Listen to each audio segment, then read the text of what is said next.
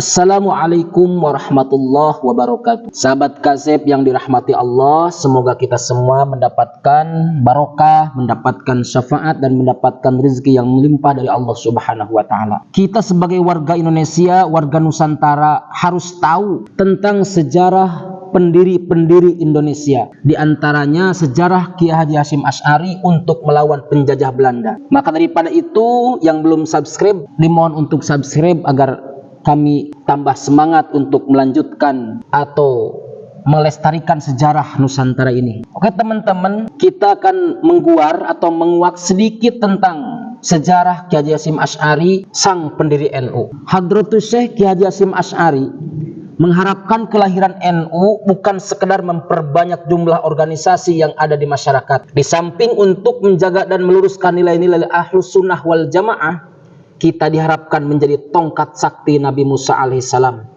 yaitu mengomando, memimpin. Ini amanat untuk kita semua, sebagaimana telah dijalankan para ulama pendahulu. Mbah Hasyim yang kelahiran Jombang, Jawa Timur ini lahir dari keluarga Kiai Jawa pada 24 Dzulqa'dah atau 14 Februari 1871 Masehi. Ayahnya seorang kiai, namanya Kiai Asy'ari, pendiri pesantren keras di Jombang. Kakeknya Kiai Usman, pendiri pesantren Gedang. Kiai Sihah moyangnya pendiri pesantren Tambak Beras, Jombang. Wajar ia menyerap ilmu agama karena dibesarkan di lingkungan pesantren. Karakternya yang sederhana dan rajin belajar dipengaruhi asuhan orang tua dan kakeknya. Di usia muda atau di usia 16 tahun, ia menyaksikan ayahnya mendirikan pesantren keras. Suatu pengalaman yang kemungkinan besar mempengaruhi Mbah Hasyim mendirikan pesantren sendiri. Agar teman-teman yang mendengarkan tambah yakin, kita atau anda semua dengarkan baik-baik. Ini menggambarkan tanda kecerdasan muasis NU yang bermula dari lamanya berada di dalam kandungan ibu. Warga mempercayai ada makna penting ketika ibunya mengandung. Dia bermimpi melihat bintang jatuh dari langit ke dalam kandungannya. Terbukti di usia 13 tahun ia menjadi guru pengganti di pesantren dengan mengajar murid-murid yang usianya lebih tua. Kemudian pengembaraannya ke berbagai pesantren, yaitu pesantren Langitan, Tuban, pesantren Trenggilis, Kademangan, Bangkalan, Siwalan, Panji, Sidoarjo. Ia belajar tata bahasa dan sastra Arab di Bangkalan selama 3 tahun. Sebelumnya memfokuskan dalam bidang fikih selama 2 tahun kepada Kiai Ya'qub di Siwalan, Panji. Selama 5 tahun di pesantren Siwalan, Panji, sang guru meminta menikahi putrinya. Kemudian di usia 21 tahun itu atau sekitar 1891, bersama istrinya menunaikan ibadah haji dan tinggal selama 7 bulan. Jadi bukan hanya 40 hari ya atau sebulan, tapi 7 bulan lamanya.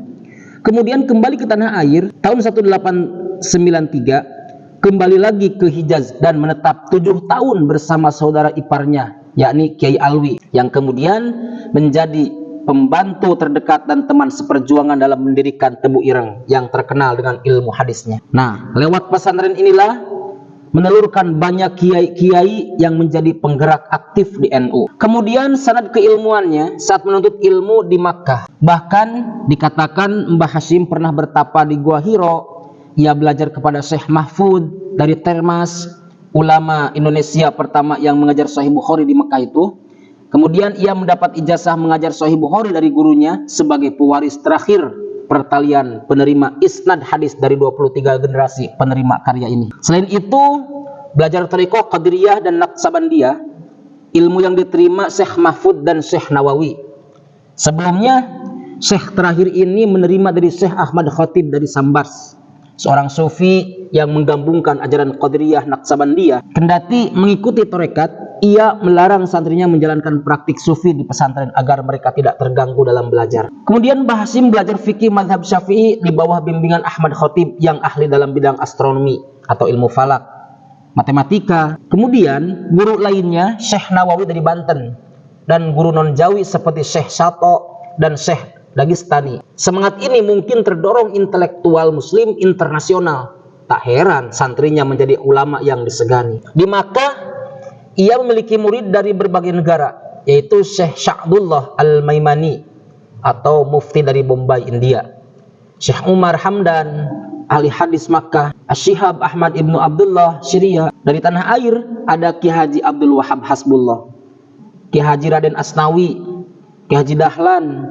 Ki Haji Bisri Sansuri, hingga Ki Haji Saleh. Banyak orang tidak tahu penggunaan atribut Hadratus Syekh. Gelar kehormatan tersebut tidak hanya diakui oleh ulama Indonesia saja, akan tetapi ulama dunia pun mengakuinya. Gelar itu didapatkan sejak tinggal dan mengajar di Makkah. Untuk mendapatkan gelar tersebut harus hafal Kutubus Sittah, cakupan hadis Sahih Bukhari, Sahih Muslim, Sunan Tirmidzi, Abu Dawud, Nasai, Ibnu Majah, baik matan maupun sanadnya. Inilah yang membedakan antara gelar Al-Faqih, Asy-Syaikh, Al-Alim dan Alamah, sehingga dikagumi di awal abad ke-20. Kemudian Mbah Hashim juga dipercaya memiliki kekuatan spiritual karomah, atau biasa kita ketahui suatu keajaiban yang dimiliki oleh seorang wali. Nah, semenjak mendirikan pesantren, yakni pesantren Bu Ireng ya, beberapa orang percaya tongkatnya bisa menyerang lawan dengan sendirinya. Ia menunjukkan bahwa ia sangat dihormati. Buktinya Kiai Haji Khalil Bangkalan menunjukkan rasa hormat kepada muridnya tersebut. Selain alim, karyanya kurang lebih 20 judul dengan tema utama dalam bidang Dirasatul Islamiyah, akidah, syariah, akhlak, fikih, yang sampai sekarang menjadi rujukan di pesantren-pesantren yang ada di Indonesia. Nah, berikut sebagian karya yang lumrah dikenal warga atau warga NU khususnya, yakni Adabul Alim wal Muta'alim, Risalah Ahlus Sunnah wal Jamaah, At-Tibyan fin Nahil Munqatil Arham wal Aqarib wal Ikhwan. Kemudian An-Nurul Mubin fi Mahabbati Sayyidil Mursalin, dan banyak lagi karya-karyanya. Nah, selain cakap menulis kitab berbahasa Arab, di usia 70 tahun ia juga menulis menggunakan bahasa Indonesia untuk segmen masyarakat umum.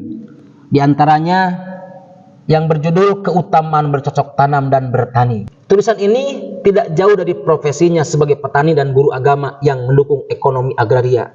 Sejak dulu NU peduli pada nasib petani seperti termaktub dalam AD NU 1926. Bahkan beliau menyatakan bahwa petani benteng terakhir bagi pertahanan negeri. Kemudian Mbah Hashim memfatwakan resolusi jihad 22 Oktober 1945 yang sekarang diperingati oleh para santri yang disebut Hari Santri Nasional. Ide politiknya sejalan dengan doktrin politik Sunni yang dirumuskan ketika politik Islam mengalami kemunduran. Sikapnya mengajak kepada seluruh umat Islam untuk bersatu dalam aksi bersama, termasuk mendamaikan perselisihan antara kaum modernis dan tradisionalis. Tidak seperti host Cokro Aminoto, Haji Agus Salim, Insinyur Soekarno yang fokus pada isu-isu politik dan bergerak secara terbuka. Aktivitas politiknya terbuka pada Belanda sebelum tiba saatnya yang tepat dan tidak bersikap konfrontatif. Sejak pribumi kalah pada Belanda, perjuangan senjata berubah menjadi pendidikan dan kebudayaan. Di masa Jepang, NU lebih lunak dibandingkan dengan Belanda.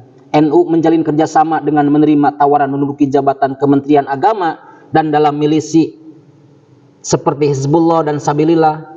Jepang menarik dukungan dari kekuatan anti Belanda dengan jalan mendekati umat Islam. Kesempatan ini dipergunakan untuk menyongsong kemerdekaan Indonesia di masa depan. Pengalaman itu memberi andil perkembangan para pemimpin NU di dalam arena politik setelah kemerdekaan. Kemudian berpijak fatwa jihad 1945, Mbah Hashim, para ulama se-Jawa dan Madura mengukuhkan resolusi jihad dalam rapat 21-22 Oktober 1945 di kantor PBNU di Bubutan, Surabaya. Dalam tempo singkat, fatwa ini disebar melalui masjid, musola, dan ketuk tular dari mulut ke mulut. Disiarkan pula melalui surat kabar yang dimuat di Kedaulatan Rakyat Yogyakarta. Berita Indonesia melalui corong radio Bung Tomo menggelorakan semangat rakyat. Fakih takbir yang mengiringi pidatonya atas saran Mbah Hashim menjadi magnet bagi rakyat meskipun dengan senjata seadanya. 2 hari setelah resolusi jihad diputuskan, Brigade 49 di bawah komando Brigjen Aul Berti tiba di Pelabuhan Tanjung Perak dengan jumlah personil sekitar 5.000 orang. Inggris menyebarkan pamflet melalui kapal udara yang isinya memerintahkan kepada semua penduduk kota Surabaya dan Jawa Timur untuk menyerahkan kembali semua senjata dan peralatan Jepang. Terus kisah heroik santri, pemenang Perang Dunia II di Eropa nyatanya kewalahan menghadapi tekad rakyat Surabaya, mengemis meminta bantuan ke induk pasukan di Jakarta. Bahkan Malabi sendiri tewas dalam mobil setelah dijatuhi granat. Mbah Hashim wafat 7 Ramadan 1366 atau 25 Juli 1947 karena terkena tekanan darah tinggi. Hal ini terjadi setelah mendengar berita dari Jenderal Sudirman dan Bung Tomo bahwa pasukan Belanda di bawah Jenderal Supur kembali ke Indonesia dan menang dalam pertempuran di Singosari, Malang. Semoga sejarah singkat ini mendapatkan manfaat barokah bagi kita semua, khususnya warga NU, umumnya warga Indonesia, bangsa Indonesia. Jangan lupakan sejarah. Assalamualaikum warahmatullahi wabarakatuh.